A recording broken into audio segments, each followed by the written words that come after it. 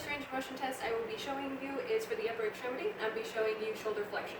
So shoulder flexion occurs in the sagittal plane, and the normal range of motion is between 0 and 180 degrees. So 180 degrees would be optimal. And then the main muscles that are going to cause this motion or do this motion are the anterior deltoid and the pectoralis major, clavicular head specifically. Okay, the axis of rotation is going to be the greater tubercle, and the stationary arm is going to be located on the midline of the thorax, and then the mobile arm on the midline of the humerus. So go ahead.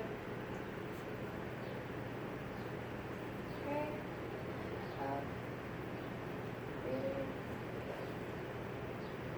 Okay. Now she is at about 170 degrees. So that's just under what is normal, but so 170 degrees is pretty standard. Okay. Alright, the second range of motion test I'm going to be showing you is for the lower extremity, and I'm going to be showing you hip flexion.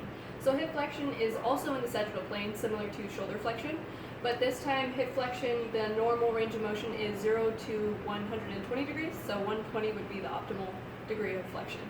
And the prime movers for this motion are going to be the iliopsoas, rectus femoris, and tensor fasciae latae. So the axis of rotation is the greater trochanter of the femur, for that. And then you're going to line up the stationary arm with the lateral upper condyle of the femur, and then the mobile arm is going to be lined up with the midline of the pelvis or the midline of the thorax. Okay, go ahead and flex your hip as far as you can. She's in jeans, so this will be a little bit challenging. Alright, line that up, line that up.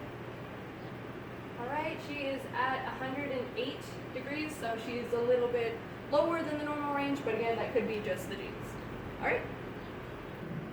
Alright, the last range of motion that I'm going to go ahead and show you is for the upper head, trunk, neck area, and I'm going to go ahead and show you cervical flexion. So cervical flexion also occurs in the sagittal plane, similar to the others, and this one's going to be 0 to 50 degrees of flexion. So the optimal flexion for this one is going to be 50 degrees, and the primary muscle acting in this motion is going to be the sternocleidomastoid.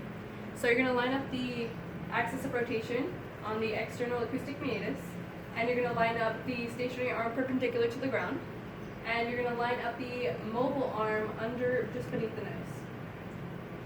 Okay. Sometimes you have to move it around just a little bit to get optimal. Alright, go ahead and flex your neck.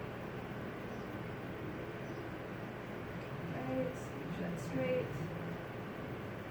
Alright, and